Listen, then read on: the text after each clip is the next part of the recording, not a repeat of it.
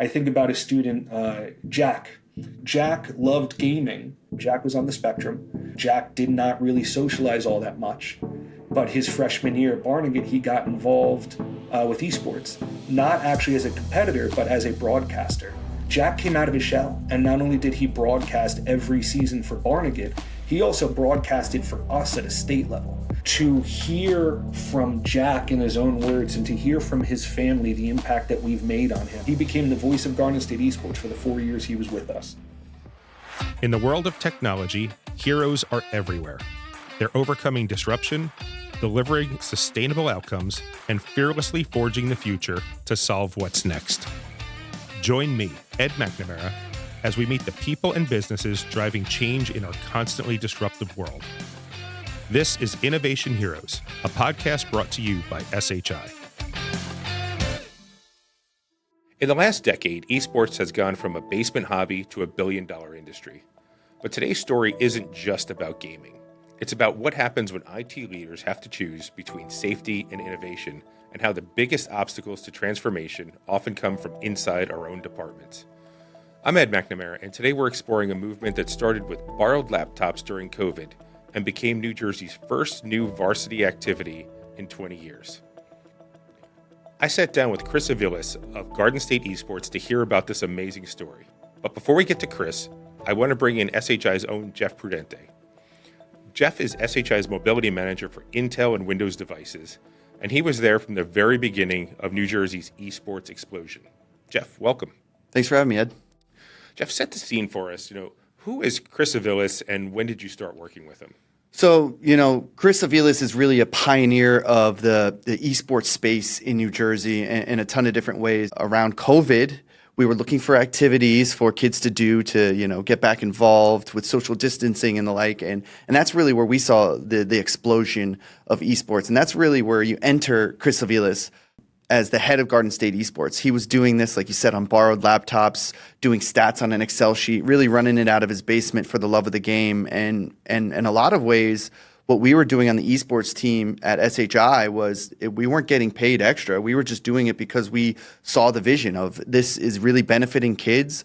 And Chris saw that in us, and we really were kindred spirits in that way. And because of that, we built a really strong relationship, which now 5-6 years later, we're one of their main sponsors. We're at every one of his lands. We're here helping spread, not just in New Jersey. There's the Interstate Scholastic Esports Alliance, which is now in 20 plus states. So Chris has now even expanded his network to nationally. And because of that relationship with Chris, we're able to get in our foot in the door of 20 plus other states and build those relationships there. So that's really the story of how it got started. And we're really looking forward to continue the momentum we started way back then. So, in terms of Chris and what Garden State eSports accomplished, not just in New Jersey, but now in 20 plus states, as you said, what made you believe that this teacher from a small school could build something that big? Similar to the lands, and our big pitch is you just got to see it. If you haven't been to the Garden State eSports State Championship lands, you just go. And we went to the event in person, and seeing is believing. You see the passion on these kids' faces. You see the types of kids it is, right? It's introverted kids who wouldn't typically go out for a school club or athletic activity. Since then, there's been a ton of studies out there that go and show you that kids who partake in after-school clubs and activities, their grades go up, their attendance goes up. But seeing that environment of kids from different schools getting along, giving them a platform, right? Seeing the passion of the teachers too, the educators. Hey, for the first time in a long time, I've been doing this cold calling, begging to sell technology. I had people coming up to me, hey, what do I need? What can you give me to get this esports thing off the ground? So really seeing at the first land was what made me believe. It's very cool. And how does this esports work fit into SHI's broader approach to supporting innovation? So it's, since I've been at SHI, the thing that's excited me the most is that we're always at the bleeding edge, right? And in a lot of ways, esports represents that. You said it yourself. It's the first varsity sports taken on in New Jersey in 20 plus years. And now it's not just New Jersey, it's across the country. We're providing an opportunity for kids to do something that hasn't been done, right? So many schools, it's been referred to, the esports scene is referred to as the Wild West because it's so unregulated. That's how innovative this space is. Now, what's really cool now is that we can provide opportunities for kids to get careers in computer science, right? That's the thing that we really love to advocate for. We heard stories from Chris kids who have never left their block, right? That's just how they were raised. Their dad was a construction worker. They're going to go work construction. They hang out in this spot. That's their life.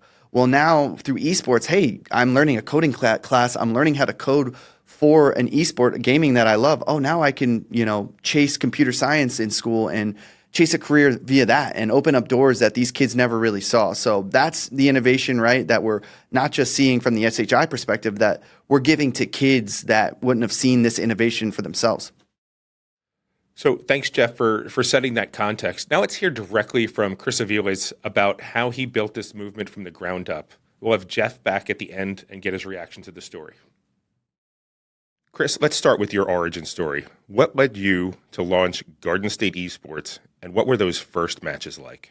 I've been a teacher in Jersey for 17 years, and I first started to try to bring esports to my school back in 2011, and it just wasn't the right time.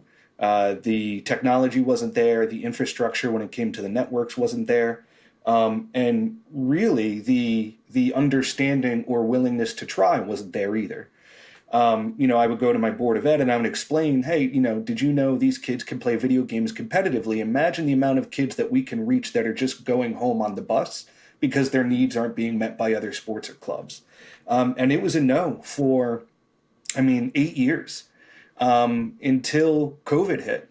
And when everything else was canceled in our students' lives, I was able to get this tiny little esports league started with other teachers that I knew like myself who were teaching, video game design and working in STEM classrooms and maker spaces and stuff like that. And so I sent my laptops home with my kids and I called some of my other teacher friends and I said, hey, you want to play us in Rocket League? And, once a week after their virtual school day ended, the kids got together and they competed against other schools. And at the time we called ourselves the Jersey Shore League. And it was just me and a buddy who now works for Epic Games by the name of Steve Isaacs, but he was a teacher at Basking Ridge at the time. And my middle school competed against his middle school. And it was fun because through word of mouth, other teachers who were teaching similar subjects and had access to the equipment heard about what we were doing and they asked to join. And so by the time we came out of COVID, we had about 100 schools participating. We were hearing from parents and students and other educators that we were really onto something. And this was drawing a kid into an activity at school that they had previously, not been involved in anything. And beyond turning it into a nonprofit, beyond getting serious, calling it Garden State Esports, and right off the bat looking for ways to turn this into a varsity sanctioned activity, we had reached out to SHI because the other thing that was really important to us beyond the legitimacy was how can we get these kids to meet and play in person after having competed against each other virtually for almost 2 years, right? So top of mind for us as we were coming back to schools and these kids, how can we get them into the same space to compete but also meet each other? And that first in-person event really sent waves, not just in New Jersey, but nationally, because it was the first time it's ever happened in scholastic space. Nobody's ever, really competed in esports from their school sites, but then to play in the same space together was unheard of. And from there, we've been snowballing ever since. So you said 2011 wasn't the right time. Right. Was COVID the perfect time to get some traction on esports in school? I think, there are very few good things that came out of COVID, but if I had to point a few things that helped out is, beyond schools being forced to adopt the technology and the infrastructure and the policies needed to allow kids to learn from home and have, learning management systems and the devices that they needed. There was also the ability to really, I guess, try new things because people were desperate for something new, right? I also heard at that time from a bunch of parents who previously were not allowing kids to play games like they were, right? There was family Fortnite happening in a lot of houses where Right. parents were seeing firsthand how Fortnite, which was probably the most popular that I recall, as a teacher, more and more kids were playing Fortnite, but they were also connecting via their headsets and they were talking, and that became their way of hanging out. Older brothers, who maybe were away at college, were playing with their little brothers, and all these families were coming together, and gaming became the medium for socialization. And so I think, on top of there being the push for having the proper infrastructure and devices for kids, that was the biggest thing that I saw is esports being in the public eye, and then a willingness to try different things to get kids to connect. And it turns out, right, most kids who participate in esports, they don't do anything else at their school. And so they're desperate for this connection because we know kids who are connected to their school and connected to their coach and their teachers, they do better in school. And so that's also been a huge driver of it, coming out of COVID was kids who participate in our league have better grades and attendance and behavior than before. So, yeah, I mean, there's a lot of things that really made esports ripe, in and coming out of COVID. And the reason that we're talking about this is because I believe it was the New Jersey school boards passed a resolution to recognize esports as a varsity sport, legitimate varsity letter, just like football, track and field, like I mentioned at the top. I believe that New Jersey is the first state to do that. But if you could you quickly summarize for those who don't know this news, like exactly what happened and kind of how it came to pass? So we're not a varsity sport. We are a varsity activity. And that is because in 2017, the New Jersey State Legislature passed a law that basically says any interscholastic competition deemed worthy by a school board can be given a varsity letter. So we are more akin to cheerleading, debate, marching band, right? So these interscholastic competitions that have commonly been given varsity letters in the past to ultimately educate and eventually get the recognition and approval needed to be recommended as a varsity activity, which beyond Garnet State Esports being, recognized as the governing body, it also, is a recommendation for school boards pointing out that, hey, esports is a legitimate and valuable part of a kid's after school, experience and the, social and academic value that goes along with it, just like any other traditional sport. So the resolution was groundbreaking. We are the first recognized varsity activity in the country. There are a few other states that have recognized it as a varsity sport. But we were very happy and strategic in going after being a varsity activity because the State Athletic Association wants nothing to do with esports. And now that gives us the ability to be the legitimate governing body and continue the work that we're doing outside of being governed by the State Athletic Association, which is ideal. And so, it was a lot of work, but it was important work because, like you said at the top, beyond lots of other valuable opportunities, there are scholarships, and we are getting kids scholarships, by the dozen every year. So we're making a significant impact in kids' lives, and being a varsity activity is a big part of that. Yeah, I think there's some cheerleaders that'll take exception to cheerleading not being a sport. And I'll say anything that's competitive, there's a sport aspect in it, but that's for another podcast, not for us to decide right here. I do think cheerleading is a sport. I just wanted to point out that it is not governed by traditional athletic association here in New Jersey. I think that's fair. I think that we were talking about classifications that are beyond our control. Exactly. So I think that's a healthy correction, and I would agree with it absolutely. Hey, if we're going to talk about misconceptions, Chris, what are some of the biggest misconceptions schools have when they first think about launching esports? Yeah, it's interesting. If you asked me this when we were first getting started about 6-7 years ago, I would have a different answer. And 6 or 7 years ago, that would have been that violent video games make violent kids, and that there is no social value nor career or educational value in and around esports. And since then, we've done a lot of education. We've gained acceptance throughout the state with every major educational body, from school boards to the State Athletic Association, who, has given their blessing for us to do what we do, to the Department of Education, who gave $500,000 in grant money for career exploration through the lens of esports last year, right? So we have worked really hard with parents, with stakeholders, with educators, with administrators to show the social and emotional value of esports, which shouldn't be a surprise. Competition in any form comes with a lot of social emotional value.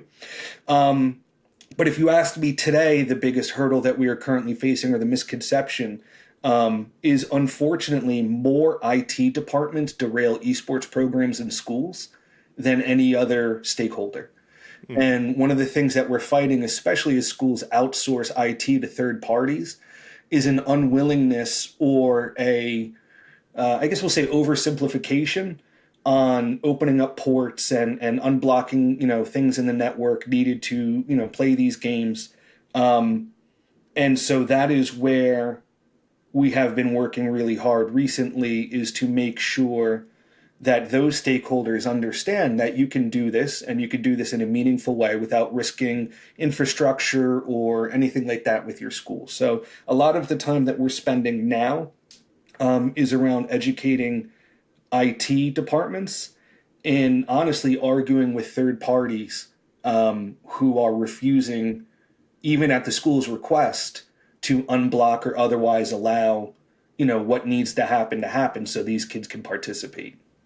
If you would have asked me, I would have said it would have been the exact opposite, where the IT guys are like, absolutely, these are our people that are getting recognized on a varsity level. Is it a security thing? Like what's causing that blockage? It's mostly a security thing. So what we're finding is, again, just a general misconception on how this stuff works or what needs to be done.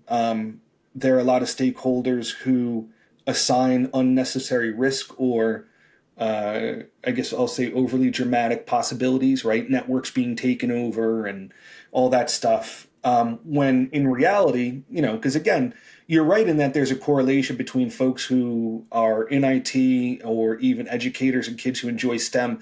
They tend to gravitate towards esports more than the average person, right? So I have a slew of heads of IT that are in the league and are actually coaches, and they do a lot of the education to their peers, letting them know that you can do this, there's safe ways to do it. Even something as simple as creating a VLAN or a dedicated network, and then really, just getting them to understand that this is meaningful and important enough for kids that we got to put in the work here. And we're very lucky. We have an IT guy that explains everything and how to do it, and we take calls all the time. But ultimately, just empower them to A, understand, which isn't always the case, but B, being able to communicate to their bosses, hey, we're going to unblock this, and here's why that's going to make sure that every kid doesn't have Roblox on their computers, all school day. So it's just a lot of education on, how to do it safely, but then also, how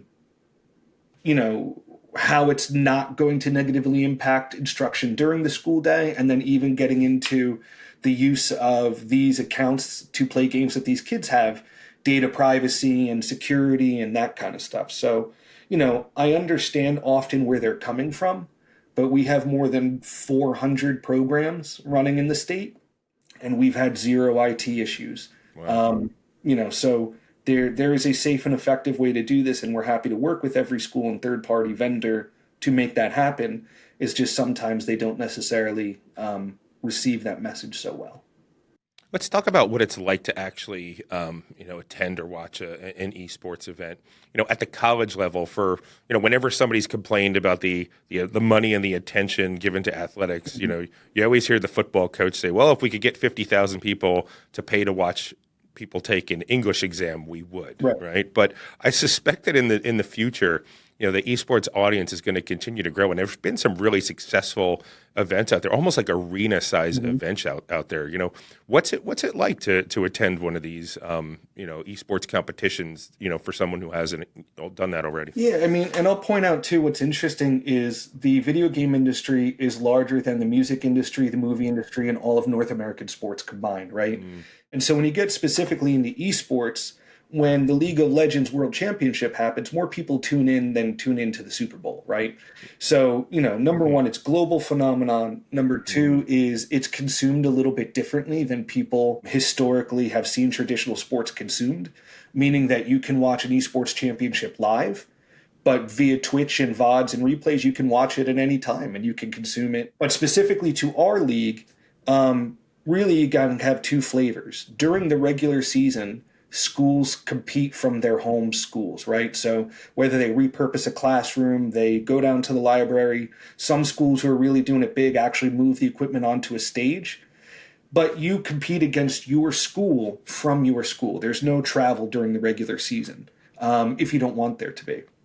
Mm-hmm. However, programs will often, right, again, bringing in that career education piece, they will market the event and they will sell tickets at their school. And just like a kid may pay a couple bucks to go watch the basketball game on a Wednesday night, right, at 3:30 when our matches happen, parents and kids, they, will often come and watch, usually on a screen while the kids compete.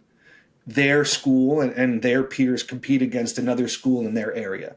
And so it is this two-site, but also with this virtual consumption, because many of our schools stream online. They have broadcasters who call the action, and people consume this, both in person at their school while they're competing virtually against another school. Parents who can't get off work, parents who, maybe have a meeting or whatever, they can watch the live competition from their phone or any connected device via Twitch when we're streaming, stuff like that.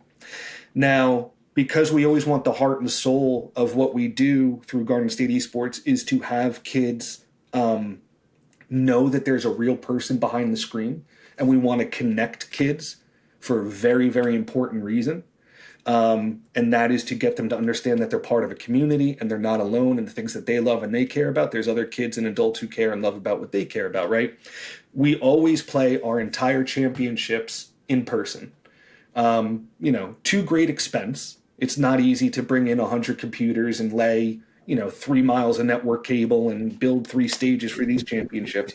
But it's important, and that's a big part of where SHI supports what we do. But it's important, not just to give them the championship they deserve after competing for a whole season, but one of the pieces of data that we're most proud of as a league is 82% of our kids no longer play video games online with strangers. They either play with their esports team members or they play with kids that they have met throughout the league, right? And so the championship, when we run them, are the largest championships in the country. We generally have anywhere between 2,000 and 3,000 kids and viewers come out. We are right now locked in with Georgian Court University for the next 2 years to host our 3 seasonal championships.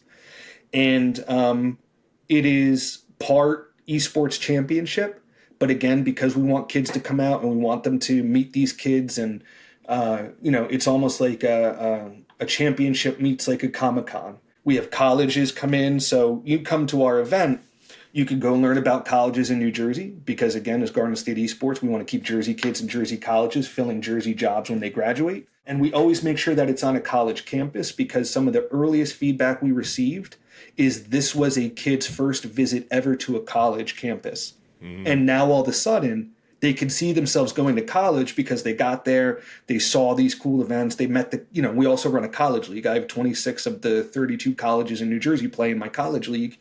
All the colleges are there competing. So kids get to see, oh, I love esports, I love this culture, this is what it looks like at the next level for me, and I can find my people, I can find my tribe, no matter what college I go to in New Jersey. Well, nice work having Georgian Court be the host, because that campus is absolutely beautiful. And I feel like with esports, there's going to be, you talked about community and making sure the kids knew they were part of a community and not alone. Yeah. And I would say, SHI's interest in esports is making sure that particular teacher who's going to make sure that there's a great esports program in that school and that district is also not alone. I mean, would you agree with that sentiment? 1,000,000%. We often forget how much support teachers need, right? Just with anything that's happening, right? It's not easy to be a teacher. But specifically to what we're doing and the shared vision that SHI and Garden State Esports have is really like almost threefold, right? I have 600 coaches in the league. Overwhelmingly, they are not gamers. Most of them have never played games, right? They are the one thing that they have in common is that they are the favorite teacher of these kids. These kids went to these teachers and said, "Hey, we want to join this league. We want to do this thing. Will you be the adult in the room for us?" So it is very unique that you have a sport or an activity, that the coach is not versed in it, right? I don't want to say an expert, right? Because it's very rare that you find, expert coaches in esports at all. But we're basically starting with a coach who has zero knowledge. And a big part of what we're doing through the Varsity certificate that SHI and Intel helped us launch this year to go along with the Varsity activity recognition is a formal education process. Because one of the other big things that we're finding is these favorite teachers are starting the programs, but if they burn out, and it could be for a number of different reasons, right? They don't get paid well enough for what they do. It's a lot of work, and not everybody in the school agrees with a program like this. So I always, joke that I'm the fun uncle, and people think the stuff I do doesn't necessarily matter because, it's just video games, but it means a lot to these kids, and a lot of these coaches become emotionally invested, but it's a lot of work, right? And so we are trying to lift up everybody because when a coach, right, when a we'll call him like a founder, when a founding teacher leaves a program, it is very likely that that program is going to shut down because it's very hard to backfill. Yeah. One of the things that people forget, and one of the things I always remind my league, is that this is the first brand new varsity activity in the state of New Jersey since lacrosse in like 2003. Wow. And where a lot of these traditional coaches like myself, I've coached wrestling, but I've also wrestled since I was in fourth grade. They're coming up with this knowledge. I can't go into any school and say, hey, who was part of their esports team, in high school or middle school? Well, it didn't exist, right? Just now are we getting the first teachers after, 7 going into our 8th year. We have 1 or 2 kids that, hey, I played in GSE, I went and became a teacher, and now I'm running the program back at my school or something similar, right? We only have 1 or 2 of those kids. So we are building the entire foundation, year after year. And I agree with that 100%. I was lucky enough to see you at one of your certification training sessions over at Rutgers University this summer. And we are a sponsor, but I wanted my one message to be to the teachers that were in the room getting their certification to run these varsity programs. Like, we know it's probably going to be just you for a while. Go to shi.com/esports and we'll get you the equipment that you need. We have experts here because you're probably not going to get that help in your district. But just come to us and we're gonna help you get there. And that is an absolutely shameless plug for us. But that's what we do on this podcast. And it's important, right? People still, I don't think, fully understand the amount of social capital a principal or superintendent risks bringing this to their school. They generally are going to get one shot. If they buy, thousands of dollars of equipment and that equipment is not used efficiently or effectively, right, there's going to be people complaining at the board meetings. So knowing not just what equipment to get, but what I always appreciate about SHI is they also team up with us and they talk about that, hey, if you have these 4, 5, 6, new gaming computers, did you know you can also teach video game design on Unreal Engine during the day? Or you could do some virtual reality programming, or you could do some high-level CAD work.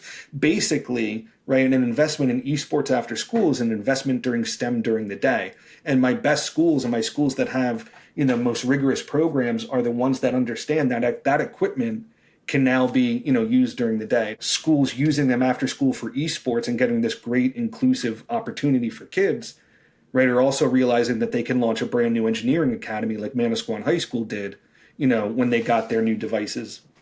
So it's all connected in my book. Even to the point that we have a attendance study coming out with Monmouth University in the next couple of days that both during the day instruction around these topics and titles, as well as the after school program, kids are showing up between 10 and 33% more than before they joined their esports team. So this is leading to better learning outcomes. It's leading to better attendance, and knowing the right equipment and how to use that equipment is part of the value that SHI brings. So I thank you guys for that, because it's super important. It's risky still to get something like this launching at your school.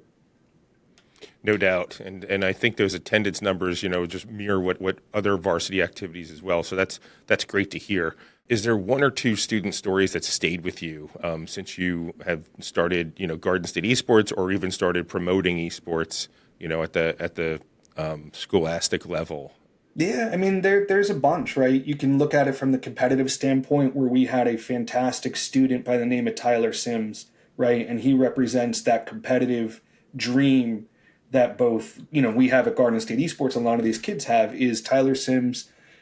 He played Overwatch at Manasquan High School, was a great player, went on to Brookdale to play Overwatch at Brookdale, got into Marvel Rivals, and then just got a full ride to Cumberland University to be part of the Marvel Rivals team, right? So you have a kid who was a competitive gamer, got it done academically in the classroom, and through his hard work and dedication, got himself a full ride to college. But then there's also these social opportunities, and I think about a student, Jack.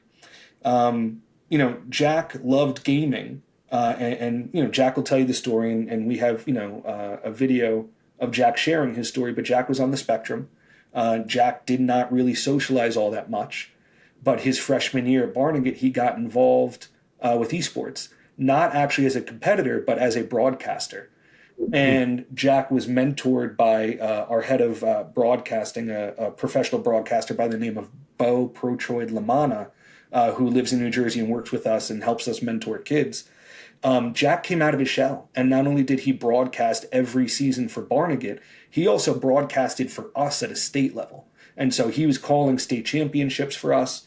And to hear from Jack in his own words, and to hear from his family the impact that we've made on him. And he never even competed, right? He was there primarily as the broadcaster. He became the voice of Garden State eSports for the 4 years he was with us. And he is now over at NJCU, and he's broadcasting for NJCU. But you have a kid who, admittedly just went home after school, didn't socialize. He was in self-contained classes at the time, I believe. And through esports and broadcasting, he found his people. He found people who loved what he loved, and he was able to express his passion. And through the support of our mentors, he honed his craft until he eventually found his way into college, where he's majoring in computer science, and now he broadcasts, for NJCU esports. So it's stories like that, both, what we say is in front of the camera, the competitors, and behind the camera is the amount of kids who actually wind up supporting their programs by being in IT, by being in production, by being the broadcasters, managing the Twitch stream. We see and get stories every day of kids' lives who have been positively impacted by the work that we're doing. And obviously as teachers, that's what drives us. That's where the college league came from. I don't care about the college competition. I care that I could send school buses on a field trip to watch two colleges play, so they can also get a college tour, they can meet the competitors, they can meet the program director, and a kid can leave going, oh, I can see myself going here. Oh, they have my major and they have esports, I'm coming here. Or, oh, those people were really nice to me. And, listen, 25% of my league has an IEP 504 autism spectrum diagnosis, right? It is not uncommon to find that students who have learning disabilities or physical disabilities, gaming is often, right, one of the only things that they can do. And so to be able to platform not just their normative peers, but students who have special needs, and they're finding success, both in our unified league, but also in our varsity league, at the end of the day is that's what it's all about. And from a social perspective, just seeing esports, on the campus of Rutgers University, there's pretty much nothing cooler than seeing a giant football player leap out of his seat over something that he just watched happen on the screen. Yep. that he couldn't do, and it's pretty cool. Absolutely. I mean, we hear it all the time, right? 52% of our kids in Garden State esports, and we have about 12,000 of them, have never done anything at their school but esports. But that also means 48% of those kids are involved in sports and all involved in clubs. And, I'm not going to pretend that students are leaving traditional sports for esports, and I wouldn't expect them to. However, we hear all the time that a football player who loves Overwatch and did nothing during the winter is now part of the Overwatch team in the winter. And now all of a sudden these kids are going, oh, people I never talked to or people I assume didn't like the same thing I did. You like Overwatch? Oh, cool. I like Overwatch. And now all of a sudden, it's the proverbial they're sitting together, at lunch and waving to each other because they realize even though, they're different cliques, they're actually into the same thing. So we hear all the time, from schools that are able to cross-pollinate these kids, to get them outside their box, get them outside their comfort zone, and realize, whether it's behind the screen or a kid walking down the hallway that they might not know, we all have a lot more in common than we do in our differences. And so that's been another really great thing I think that we bring to schools is the opportunity for these kids to cross-pollinate, because I always talk about how video games is the universal hobby of kids, right? You're going to get more kids into gaming than anything else. And, don't be surprised when every kid in your school plays Fortnite. And so when you bring that to your school, kids from all walks of life are finally playing together. And now it just leads to a little bit of a more harmonious hallway than before. So we're running short on time. If someone wanted to launch a program like this or, lead with this mindset, where should they start? What are your recommendations for how to get started? The easiest thing if you're in New Jersey is head to gsesports.org. We have a whole onboarding process for our schools in Jersey. It starts with us giving you an idea and hearing your learning goals and putting together what a program looks like at your school to meet those goals. We then run through an introduction to SHI to do an equipment, an infrastructure check to make sure that your school is ready to participate. And then ultimately, we will hold your hand every step of the way. As long as you have an educator who loves kids and is decent at people management, we can turn them into a coach and we can make a meaningful program, at your school. And then because of the success of Garden State eSports and being the largest league in the country now, I get a ton of emails from outside New Jersey, so I'm always happy to help and give advice. And, there is a increasing likelihood that you probably have a teacher-run scholastic esports league in your state. And I'm happy to point you to those leagues in your state where you can, join one of our sister leagues around the country and bring this to your kids. So I'm happy to be a resource. And if you're in New Jersey, I'm happy to get you started with the whole process of bringing this to your school. That's awesome. And SHI in New Jersey and beyond supports, thousands of school districts around the country. So one more plug for shi.com/esports. There's people like Jeff Prudente and Amy Troxel and a team here at SHI that can help you get started. So leverage them as well. Jeff, we just heard an incredible transformation story from Chris. For IT leaders listening, what's the takeaway here to you?